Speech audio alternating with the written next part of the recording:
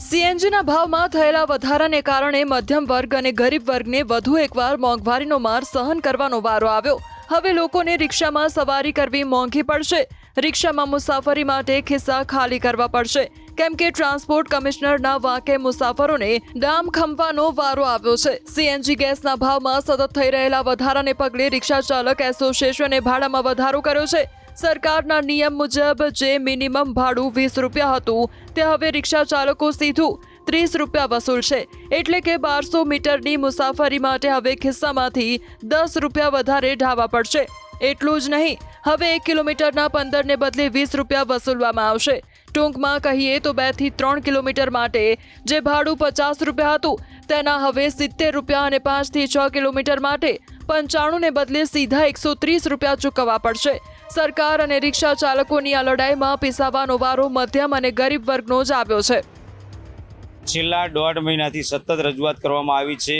જોવા જઈએ તો ટ્રાન્સપોર્ટ કમિશનર સાહેબના ત્યાં 3 થી 4 વખત ગયા છીએ, આવેદનપત્ર આપ્યું છે, રૂબરૂ રજૂઆત કરવામાં આવી છે।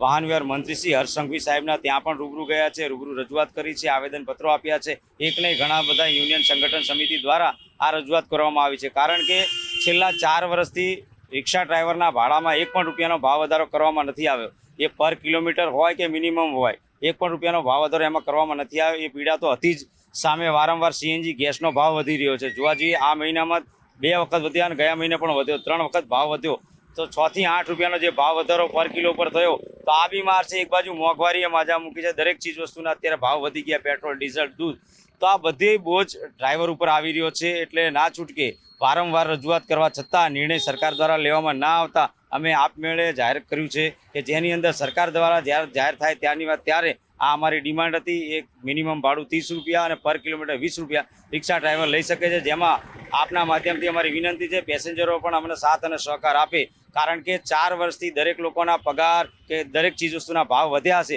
જ્યારે આ રિક્ષા ડ્રાઈવરોનું ભાડું વધારવામાં નથી આવ્યું ત્યારે આમાં માંગણી કરી રહ્યા છે। કારણ કે આખા દિવસમાં 4 થી 5 કિલો ગેસનો વપરાશ કરતા હોય તો આખા દિવસની અંદર એને વધારે 40-50 રૂપિયાનું નુકસાન જતું હોય, ત્યારે પોતાના દીકરા કે દીકરીને કદાચ દૂધની થેલી ના પાતા હોય અને આ ખિસ્સા ખંખેરવામાં આવ્યા છે, તો આ ભારણ રિક્ષા ડ્રાઈવર પર ના પડે। એટલે જાહેર જનતાને પણ વિનંતી છે કે એમને સપોર્ટ અને સહયોગ કરે। આ સરકારને જોવાનું, ખાસ ટ્રાન્સપોર્ટ કમિશનરને જોવાનું, કારણ કે આટલી રજૂઆતો અમે વાત પહોંચાડી છે, માત્ર અહીંયા જઈને રૂબરૂ જઈને નહીં, ટેલિફોનિક પણ બહુ બધી ચર્ચાઓ થઈ છે વારંવાર, પછી સાથે જોઈએ પ્રેસ અને મીડિયાના માધ્યમથી પણ અમે વાત પહોંચાડી છે। તેમને જલ્દી નિરાકરણ લેવાનું હતું, પરંતુ ઇલેક્શન હતું તો કે ઇલેક્શન પછી અમે કરી દઈશું, અત્યારે વ્યસ્ત છીએ, તો ઇલેક્શન પતી ગયું, એને પણ આજે ઘણો સમય થઈ ગયો, આપણા અમદાવાદના નવા મેયર પણ જાહેર થઈ ગયા, તેમ છતાં હજુ સુધી આ સમાધાન લાવ્યા નથી રિક્ષા ભાડા બાબતનું। કારણ કે આ જેટલું વહેલું લાવતા એટલું વધારે સારું હતું। ના છૂટકે અમારે આ જાહેરાત કરવી પડે, ક્યાં સુધી આ સહન કરે।